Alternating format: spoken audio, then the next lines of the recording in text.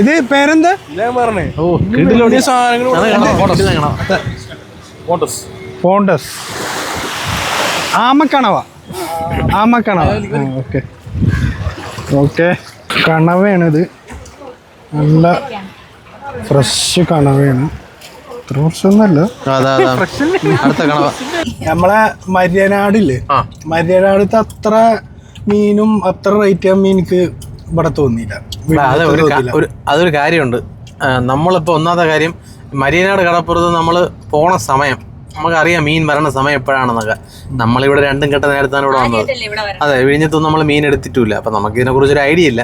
നമ്മൾ വന്ന സമയം ചിലപ്പോൾ ഇതായതുകൊണ്ടായിരിക്കും ഇവിടെ വേറെ വെറൈറ്റി മീനൊന്നും ഇല്ലാത്തത്. പക്ഷെ മരിയനാട് പോയി എടുക്കണമെങ്കിൽ നമ്മൾ പോകുന്ന ഒന്നില്ലെങ്കിൽ രാവിലെ പോകണം, അല്ലെങ്കിൽ ആ ഒരു ഉച്ച സമയത്ത് പോയാലും നല്ല വെറൈറ്റി മീനും കിട്ടും, കുറച്ചും കൂടെ മീൻ കിട്ടും. മറ്റേ മുതലപ്പുഴി പോയാലും കിട്ടും. മുതലപ്പുഴയിൽ ഉച്ചയ്ക്കൊക്കെ ആ വള്ളം വരണ സമയമാണെങ്കിൽ ഇഷ്ടം പോലെ മീനുണ്ടാവും, നല്ല ചാകര പോലെ മീനുണ്ടാവും. പക്ഷേ ഈ യെല്ലോ ഫിൻ ടൂണയൊന്നും മരിയനാടും മറ്റേ മുതലപ്പുഴയിൽ നിന്ന് കിട്ടാൻ വഴിയില്ല. അപ്പം നമ്മൾ ആ ചൂര നമ്മൾ കട്ട് ചെയ്യാൻ പോവുകയാണ്. നമ്മൾ അവിടെ കൊടുത്തു വേണമെങ്കിൽ കട്ട് ചെയ്യായിരുന്നു. 50 രൂപ എടുത്ത് അടിപൊളിയായിട്ട് കട്ട് ചെയ്ത് തരും. പക്ഷെ എന്നാലും നമുക്കൊന്ന് കട്ട് ചെയ്യണ്ടേ. അവിടെ കൊടുത്ത് കട്ട് ചെയ്താൽ മതിയാണല്ലേ. പോടാ.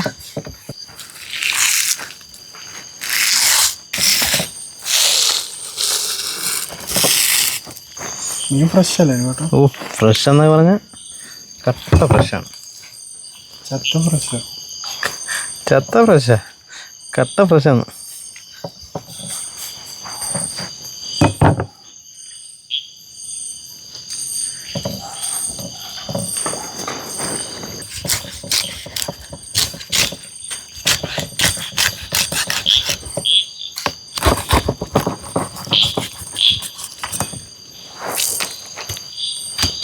നല്ല അലുവ പോലെയുണ്ട് സാധനം. മുട്ടൻ പണിയുടെ മുള്ളിളക്കണത്. ഞാൻ വിചാരിച്ചു കേട്ടാ, സാധാ നമ്മൾ ചൂര കറിക്കൊക്കെ വെട്ടിയില്ലേ അതേപോലെ കട്ട് ചെയ്യാതെ വിചാരിച്ചു. പക്ഷേ മുള്ളിളക്കണ ഇത്തിരി ടാസ്ക്കാണ് കേട്ടോ.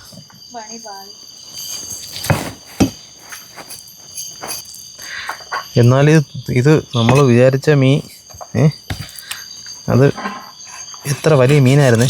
കട്ട് ചെയ്ത് വന്നപ്പോൾ എൻ്റെ ഫ്ലഷ് മാത്രമേ വളരെ കുറച്ചേ ഉള്ളൂ അല്ലേ. നമ്മൾ വിചാരിച്ച ഇത്രയും ചെറുതാവും.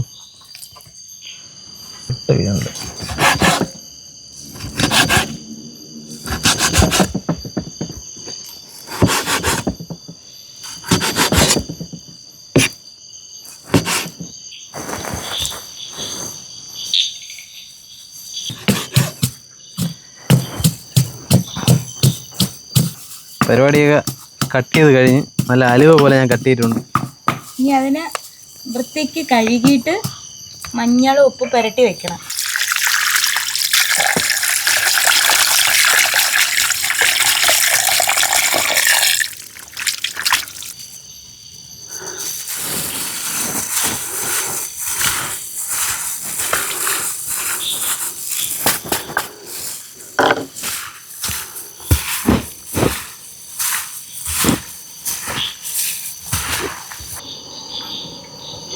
നല്ലെണ്ണയാണ് കേട്ടാ. ചക്കിലാട്ടിയൊന്നുമല്ല റെഡി, ചക്കിലാട്ടിയൊന്നുമല്ല. അടുത്ത പ്രാവശ്യം നമുക്ക് ചക്കിലാട്ടിയത് വാങ്ങിക്കാം. അപ്പം ഞാൻ പറഞ്ഞേക്കണേ.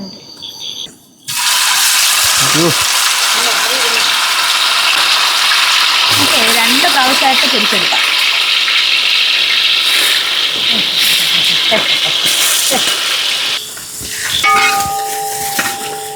ഞാൻ റെഡി. ആവശ്യം വരുമ്പോൾ മാത്രം വരുന്ന ഷെഫിനെ ഇവിടെ ആവശ്യമില്ല. ഈ വെള്ളത്തിൻ്റെ അംശം ഒട്ടും പാടില്ല ഒന്നിലും. നമ്മളെ ഈ പാത്രമായാലും തവി ആയാലും എന്തിലായാലും നല്ല പോലെ ചൂടാക്കിയിട്ടൊക്കെ മാത്രമേ പാത്രങ്ങളെല്ലാം നമ്മൾ ഉപയോഗിക്കാവുള്ളൂ.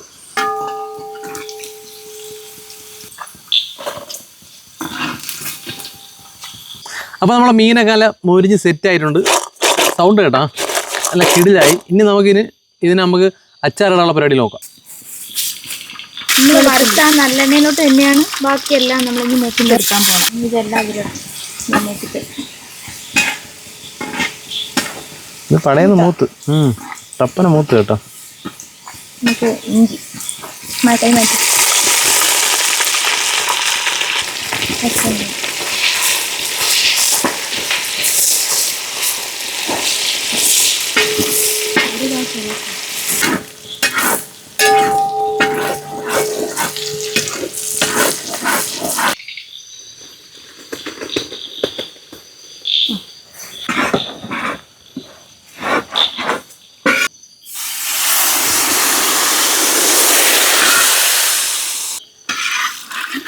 കുറച്ച് ഗ്രേവിക്ക് വേണ്ടിയിട്ട്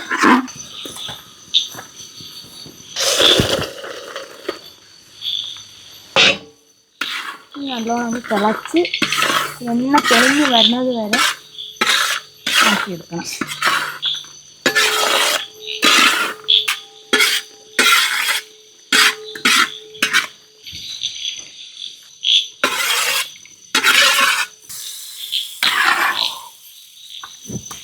നല്ലോണം ചൂടാക്കിയ പാത്രമാണ് കേട്ടോ. അപ്പോൾ നമ്മളെ പാക്കിംഗ് എല്ലാം കഴിഞ്ഞ് നമ്മളെ അച്ചാർ റെഡി ആയിട്ടുണ്ട്. പക്ഷേ ഇതിന് സ്റ്റിക്കറിങ് കൂടെ ചെയ്യാനുണ്ട്. അപ്പോൾ നമ്മളുടെ ഇതിപ്പോൾ ഉള്ളത് ഈന്തപ്പഴം നാരങ്ങ അച്ചാറും പിന്നെ ചൂര അച്ചാർ പിന്നെ മാങ്ങ അച്ചാർ, ഇതാണ് ഇപ്പോൾ നമ്മുടെ അടുത്തുള്ളത്. അപ്പോൾ അച്ചാർ ആവശ്യമുള്ളവർ ഞങ്ങളെ കോൺടാക്ട് ചെയ്യുക. നമ്പർ ഞങ്ങൾ സ്ക്രീനിൽ കൊടുത്തേക്കുന്നതായിരിക്കും. നമ്മളതിനെ കൊറിയർ ചെയ്ത് തരും. അപ്പോൾ നമ്മുടെ മാർക്കറ്റിൽ 50 രൂപയ്ക്കും 100 രൂപയ്ക്കെല്ലാം അച്ചാർ കിട്ടുന്നുണ്ട്. പക്ഷേ നിങ്ങൾ ആ ഒരു സാധനം അല്ല ഇത് കുറച്ചും കൂടെ നല്ല ക്വാളിറ്റിയിലാണ് നമ്മൾ ചെയ്തേക്കുന്നത്. നിങ്ങളതൊന്ന് വാങ്ങിച്ച് ഉപയോഗിച്ച് നോക്കുക. ഈ ക്വാളിറ്റി എന്ന് പറഞ്ഞത് നിങ്ങൾ കൺസിഡർ ചെയ്യേണ്ട ഒരു സാധനമാണ്. നോർമലി കിട്ടുന്ന അച്ചാർ പോലെ അല്ല. അപ്പോൾ നിങ്ങളൊന്ന് വാങ്ങിച്ച് ഉപയോഗിച്ച് നോക്കിയിട്ട് എങ്ങനെ ഉണ്ടെന്ന് ഞങ്ങൾക്കൊന്ന് കമൻറ്റ് ചെയ്യണം.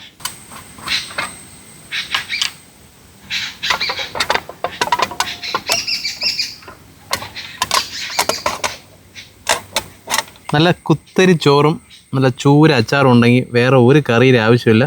ഞാൻ അറിയാൻ പോവുകയാണ്, നിങ്ങൾ കണ്ടോളി.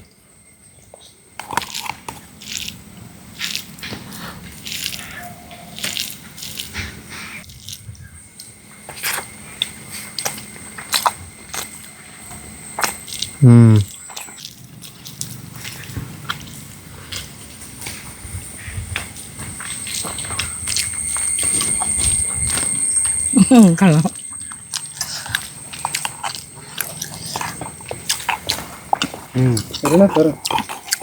ലൂസായിട്ടുള്ള അച്ചാറല്ല കേട്ടോ, നല്ല തിക്ക് ഗ്രേവിയാണ്. ഒത്തിരി കഷ്ണമുണ്ട്.